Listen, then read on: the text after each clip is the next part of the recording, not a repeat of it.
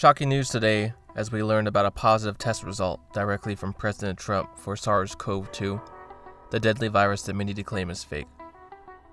As a nation, we finally hit a turning point and should be looking at this very intensely.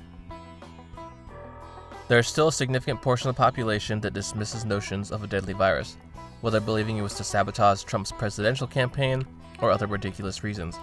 And it is really important to note that Trump himself has constantly pushed the narrative of the virus being innocuous or only deadly to a small few. As stated before, even if only 1% of the population was seriously at risk, that's over 3 million in the US alone. And we have legitimate cause to believe it is actually much higher, relatively speaking. The biggest question that needs to be answered is what will happen because of his illness. The irony of downplaying the virus by not reporting correct statistics is that we don't really know how deadly this virus will be for Trump, Melania, and others in office. His age group is the highest at risk, accounting for around 50% of all deaths related to the virus. If he succumbs to the virus, Mike Pence becomes in charge until January 20th, 2021. Now, Mike has tested negative so far, but if he were also to succumb, the position of president would then fall to Speaker of the House, Nancy Pelosi. This opens so many questions that there was no one real place to begin.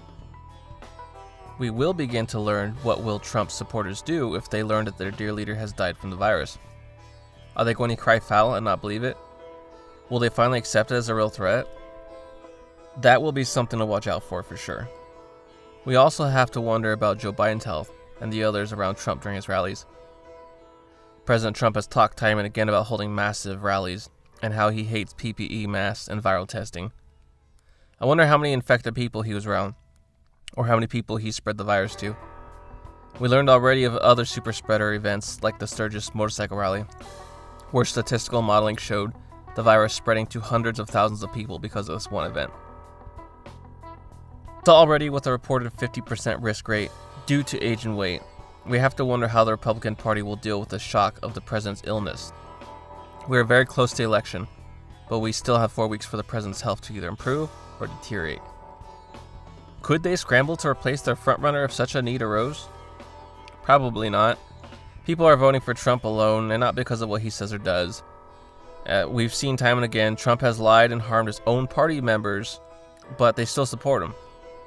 I doubt anyone else could pull off the same religious obsession that they've counted on in Trump. 2021 is looking to be a very rough year indeed. Keep your eyes open, make sure to vote, and stay safe.